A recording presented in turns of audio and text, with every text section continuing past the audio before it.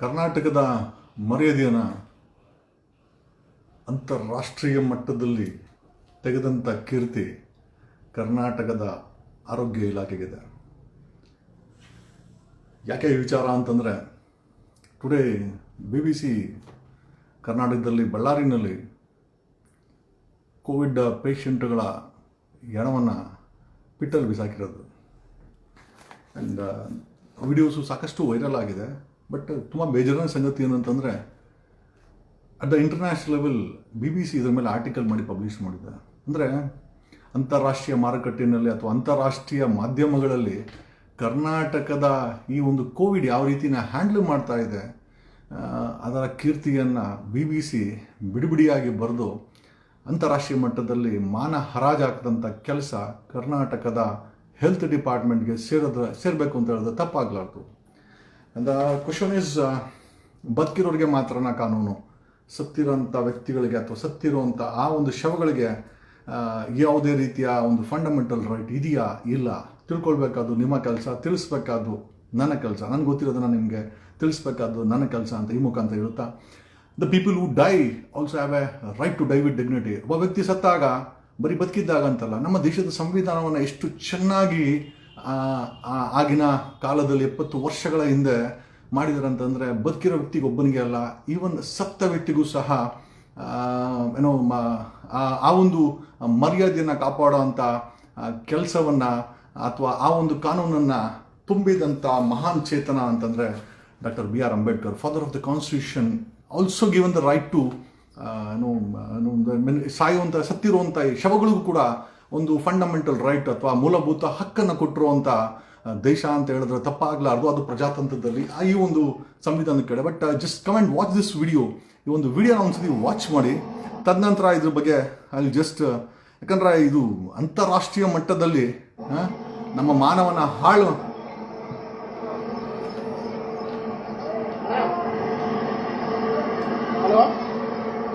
ಬಂದು ಫೋನ್ ಮಾಡ್ಕೊಂಡು ಬರ್ತೀನಿ ಜನ ಬರ್ತೀನಿ. ಹಲೋ,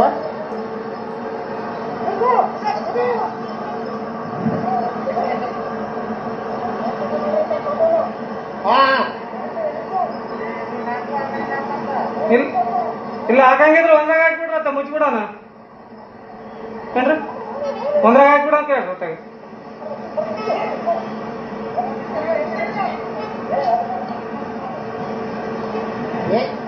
ನಿಧಾನ ಆಗ್ರಿ.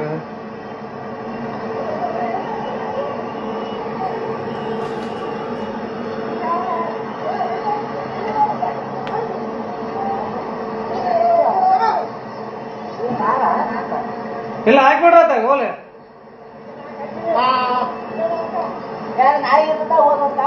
ಹಾಕ್ಬಿಡಂತ ಹೇಳತ್ತ. ನೋಡೋದಿಲ್ಲ, ಸತ್ತಿರುವಂಥ ಶವಗಳನ್ನು ಪಿಟ್ಟಲ್ಲಿ, ಆ್ಯಕ್ಚುಲಿ ಪ್ರಾಣಿಗಳಿಗಾರು ನಮ್ಮ ದೇಶದಲ್ಲಿ ಎಷ್ಟೋ ಬೆಲೆ ಇದೆ ಅಂತ ಹೇಳ್ಬೋದು. ನೋ ಇಶ್ಯೂ, ಕೋವಿಡ್ ಪೇಷಂಟ್ ಆದರೂ ಸಹ ಅವರನ್ನು ಅಂತ್ಯ ಸಂಸ್ಕಾರಗಳನ್ನು ಸಮರ್ಪಕವಾಗಿ ಮರ್ಯಾದೆಯಿಂದ ಮಾಡುವಂಥ ಒಂದು ಮೆಕ್ಯಾನಿಸಮ್ನ ಕರ್ನಾಟಕ ಸರ್ಕಾರ ಹೆಲ್ತ್ ಡಿಪಾರ್ಟ್ಮೆಂಟ್ ಮುಖಾಂತರ ಮಾಡಿಲ್ಲ ಅಂತಂದರೆ ಇದಕ್ಕಿಂತ ಮಾನಹರಾಜು ಏನು ಬೇಕಾಗಿದೆ?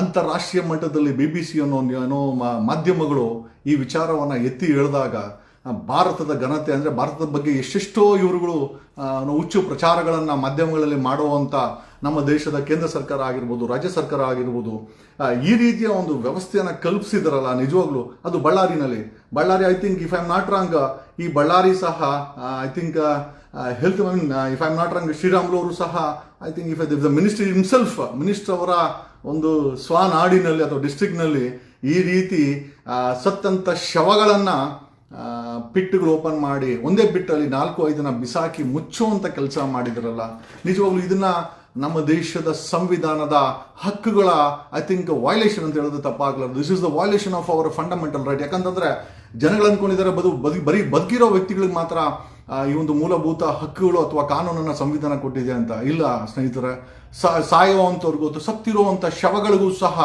Right to die with dignity ಅನ್ನೋ ಎಷ್ಟೋ ನೂರಾರು ಸುಪ್ರೀಂ ಕೋರ್ಟ್ ಜಡ್ಜ್ಮೆಂಟ್ಗಳನ್ನು ನಮ್ಮ ದೇಶದ ಸುಪ್ರೀಂ ಕೋರ್ಟು ಸಾಕಷ್ಟು ವಿಚಾರದಲ್ಲಿ ಎಸ್ ಎ ಪರ್ಸನ್ ಜೀವಂತವಾಗಿರ್ಬೇಕಾದ್ರೆ ಒಂದೇ ಅಂತಲ್ಲ, ಅವನು ಸಾಯ್ಬೇಕಾದ್ರೂ ಸಹ ಅವನಿಗೆ ಯಾವುದೇ ರೀತಿಯ ಮಾನಹಾನಿ ಆಗಬಾರ್ದು.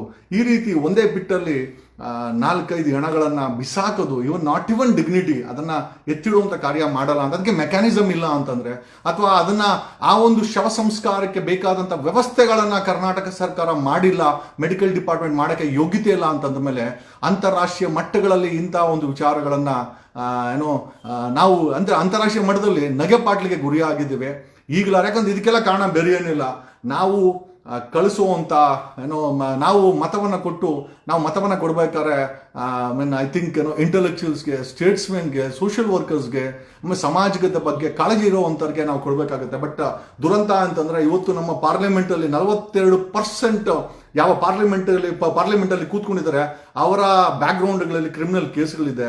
ನಾವು ಎಲೆಕ್ಟ್ ಮಾಡೋದು ಕ್ರಿಮಿನಲ್ಸನ್ನು, ನಾವು ಎಲೆಕ್ಟ್ ಮಾಡೋದು ದರೋಡೆಕೋರರನ್ನು, ನಾವು ಎಲೆಕ್ಟ್ ಮಾಡೋದು ದೇಶದ ಬಗ್ಗೆ, ಸಮಾಜದ ಬಗ್ಗೆ ಕಾಳಜಿ ಇಲ್ಲವಂಥ ವ್ಯಕ್ತಿಗಳನ್ನು ಎಲೆಕ್ಟ್ ಮಾಡಿ ಈ ರೀತಿಯ ಒಂದು ಪರಿಸ್ಥಿತಿಗೆ ತಂದು ನಮ್ಮನ್ನು ನಾವೇ ನಿಲ್ಸ್ಕೊಂಡಿದ್ವಿ. ದುರಂತ ಅಂದರೆ ಇದೇನೇನೆ. ಏನೋ ಸ್ನೇಹಿತರೆ, ಮುಂದಾದರೂ ಈ ರೀತಿಯ ಒಂದು ಚಟುವಟಿಕೆಗಳು ನಿಮ್ಮ ದೇಶದಲ್ಲಿ ನಿಲ್ಲಬೇಕು ಅಂತಂದರೆ, ಯಾಕೆಂದರೆ ಬದುಕಿರೋ ವ್ಯಕ್ತಿಗಂತೂ ಮರ್ಯಾದೆ ಇಲ್ಲ, ಸತ್ತಿರೋರ್ಗೂ ಮರ್ಯಾದೆ ಇಲ್ಲ. ಆ ಶವಗಳನ್ನು ಎಲ್ಲೋ ಒಂದು ಕಡೆ ಪ್ರಾಣಿಗಳಿಗಿಂತ, ಅಂದರೆ ಪ್ರಾಣಿಗಳನ್ನು ಮುಚ್ತಾರಲ್ಲ, ಅಂದರೆ ಸತ್ತೋದಾಗ ಒಂದು ಗುಂಪಲ್ಲಿ ಪ್ರಾಣಿಗಳನ್ನ ತೆಗೆದು ಮುಚ್ಚೋ ರೀತಿಯಲ್ಲಿ ಬಳ್ಳಾರಿಯಲ್ಲಿ ನಡೆದಿದೆ. ಖಂಡನೀಯ. ಕರ್ನಾಟಕ ಸರ್ಕಾರ ಇದನ್ನು ಎಚ್ಚೆತ್ಕೊಳ್ಬೇಕು. ಆಮೇಲೆ ಸುಪ್ರೀಂ ಕೋರ್ಟಿನ ಸಾಕಷ್ಟು ಜಡ್ಜ್ಮೆಂಟ್ಗಳಿದೆ. ಅಂದರೆ ಬದುಕಿರೋ ವ್ಯಕ್ತಿಗೆ ಒಬ್ಬನಿಗೆ ಅಲ್ಲ, ಸತ್ತಿರೋ ವ್ಯಕ್ತಿಗೂ ಸಹ ಆ ಒಂದು ಹಕ್ಕನ್ನು ಅಥವಾ ಮೂಲಭೂತ ಹಕ್ಕನ್ನು ನಮ್ಮ ದೇಶದ ಸಂವಿಧಾನ ಕೊಟ್ಟಿದೆ. ನಮ್ಮ ಕೈಲಿ ಯಾಕೆ ತಗೊಳಕ್ಕಾಗ್ತಾ ಇಲ್ಲ ಅಂತಂದರೆ, we elect scoundrels, we elect criminals. ವಿಧಾನಸೌಧಕ್ಕೆ ಆಗಿರ್ಬೋದು, ಪಾರ್ಲಿಮೆಂಟ್ಗೆ ಆಗಿರ್ಬೋದು, ಜಾತಿ ಮತ ಭೇದಗಳನ್ನೆಲ್ಲ ಆ ಟೈಮಲ್ಲಿ ಹಣ ಹಂಚೋದು, ಇನ್ನು ಕೆಲವರು ಪಿಕ್ನಿಕ್ ಹೋಗ್ತಾರೆ, ವೋಟ್ ಮಾಡಲ್ಲ. ಈ ಒಂದು ಪರಿಸ್ಥಿತಿನಲ್ಲಿ ನಾವು ಈ ಒಂದು ಚುನಾವಣೆಯ ವ್ಯವಸ್ಥೆಯನ್ನು ನಡೆಸ್ತಾ ಇದ್ದೀವಿ. ಈ ಒಂದು ವ್ಯವಸ್ಥೆ ಬದಲಾಗಬೇಕು ಅಂತಂದ್ರೆ ಅದು ನಿಮ್ಮಿಂದ ಮಾತ್ರ ಸಾಧ್ಯ ಆಗುತ್ತೆ, ಬೇರೆ ಯಾರಿಂದ. ಅಟ್ಲೀಸ್ಟ್ ಇಲ್ಲಿವರೆಗೂ ಆಗಿದ್ದಾಯ್ತು, ಮುಂದಾದರೂ ಅಟ್ಲೀಸ್ಟ್ ನಮ್ಮ ಪಾರ್ಲಿಮೆಂಟ್ಗೆ ಹೋಗುವಂಥ ವ್ಯಕ್ತಿಗಳು, ವಿಧಾನಸೌಧದಲ್ಲಿ ಕೂತು ನಮ್ಮ ದೇಶದ ಆಡಳಿತವನ್ನು ನಡೆಸಬೇಕಾದಂಥ ವ್ಯಕ್ತಿಗಳು, ಅವರು ನಿಜವಾಗ್ಲೂ ಸ್ಟೇಟ್ಸ್ಮೆನ್ಸ್ ಆಗಿರಲಿ, ಬುದ್ಧಿವಂತರಾಗಿರಲಿ, ಸಮಾಜದ ಬಗ್ಗೆ ಕಾಳಜಿವಂತರಾಗಿರಲಿ. ಈ ರೀತಿ ಹೆಣಗಳನ್ನು ಐ ಥಿಂಕ್ ಹಳ್ಳವನ್ನು ತೆಗೆದು ಬಿಸಾಕುವಂಥ ಸರ್ಕಾರ, ವ್ಯವಸ್ಥೆ, ಡಿಪಾರ್ಟ್ಮೆಂಟ್, ಮಿನಿಸ್ಟ್ರು ನಮಗೆ ಸಿಗದಿರಲಿ ಅಂತ ವ್ಯಕ್ತಿಗಳನ್ನು ಧಿಕ್ಕರಿಸಿ ಸಮಾಜದಿಂದ ದೂರ ಇಡಬೇಕಾದ್ದು ನಿಮ್ಮ ಕೆಲಸ ಅಂತ ಈ ಮುಖಾಂತರ ಹೇಳುತ್ತಾ ಈ ಲೈವ್ನ ಮುಗಿಸ್ತಾ ಇದ್ದೀನಿ ಸ್ನೇಹಿತರೆ. ಯಾಕೆ ಈ ಒಂದು ಸಣ್ಣ ಲೈವ್ ಮಾಡಿದೆ ಅಂತಂದರೆ, ಅಂತಾರಾಷ್ಟ್ರೀಯ ಮಟ್ಟದಲ್ಲಿ ಮಾನವನ್ನ ಕರ್ನಾಟಕದ ಆರೋಗ್ಯ ಡಿಪಾರ್ಟ್ಮೆಂಟು ಬಳ್ಳಾರಿನಲ್ಲಿ ಹರಾಜು ಹಾಕಿದೆ. ಐ ಥಿಂಕ್ ಮಾನ್ಯ ಮುಖ್ಯಮಂತ್ರಿಯವರು ಸಹ ಇದ್ರ ಬಗ್ಗೆ ಅಟ್ಲೀಸ್ಟ್ ಒಂದು ಕನ್ಸರ್ನ್ ಅನ್ನು ತಗೊಳ್ಬೇಕಾಗುತ್ತೆ. ಯಾಕಂತಂದ್ರೆ ಇಟ್ ಈಸ್ ಬದುಕಿರೋ ವ್ಯಕ್ತಿಗೆ ಮಾತ್ರ ನಮ್ಮ ದೇಶದ ಸಂವಿಧಾನದಲ್ಲಿ ಹಕ್ಕನ್ನು ಕೊಟ್ಟಿಲ್ಲ, ಸತ್ತಿರುವಂಥ ವ್ಯಕ್ತಿಗೂ ಸಹ ಒಂದು ಮೂಲಭೂತ ಹಕ್ಕನ್ನು ಅಥವಾ right to die with the dignity. Euthanasia ಅಂದರೆ ಸಹ ಅದನ್ನೇ ಯಾರೊಬ್ಬ ವ್ಯಕ್ತಿ ನಿಮಗೆ ಗೊತ್ತಿಲ್ಲ ತನ್ನ ಲಾಸ್ಟ್ ಬ್ರೆತ್ತಲ್ಲಿ ನರಳ್ತಾ ಇದ್ರೆ ಅವನಿಗೆ ಯುಥನೇಷಿಯಾ ಅಂತಂದರೆ ಸುಪ್ರೀಂ ಕೋರ್ಟಿಂದ ಎಷ್ಟೋ ಕೇಸುಗಳಲ್ಲಿ ಅವರಿಗೆ ಲೈಫ್ ಸಪೋರ್ಟನ್ನು ತೆಗೆದು ಅವರು ಮರ್ಯಾದಿಂದ, ಅಂದರೆ ನರಳೋದು ಬೇಡ, ಅವರು ಮರ್ಯಾದಿಂದ ಸಾಯಕ್ಕೆ ಅವಕಾಶವನ್ನು ಕೊಟ್ಟಂಥ ಕಾನೂನುಗಳು ಸಹ ನಮ್ಮ ದೇಶದಲ್ಲಿ ಸುಪ್ರೀಂ ಕೋರ್ಟ್ ಕೊಟ್ಟಿದೆ. ಅದನ್ನು ಕೊಟ್ಟಂಥ ಕೀರ್ತಿ ನಮ್ಮ ದೇಶದ ಸಂವಿಧಾನಕ್ಕೆ. ಬಟ್ ಕ್ರಿಮಿನಲ್ಸ್ ಕೈಗೆ ಮತ್ತೆ ದುಷ್ಟರ ಕೈಗೆ ನಾವು ಅಧಿಕಾರವನ್ನು ಕೊಟ್ಟು ಈ ಒಂದು ಪರಿಸ್ಥಿತಿಗೆ ಬಂದು ನಿಂತ್ಕೊಂಡಿದ್ದೀವಿ. ಇಂಥ ಪರಿಸ್ಥಿತಿನ ಹೊರಗಡೆ ಬರಬೇಕು. ಮುಂದೆ ಅಟ್ಲೀಸ್ಟ್ ನಮ್ಮ ಮಕ್ಕಳು ಈ ರೀತಿಯ ಒಂದು ಪರಿಸ್ಥಿತಿಯಲ್ಲಿ ನರಳಬಾರ್ದು ಅಂತಂದ್ರೆ ಅದು ನಿಮ್ಮ ಜವಾಬ್ದಾರಿ ಅಂತ ಈ ಮುಖಾಂತರ ಹೇಳ್ತಾ ಲೈವ್ ಅನ್ನು ಮುಗಿಸ್ತೀನಿ. Thanks a lot.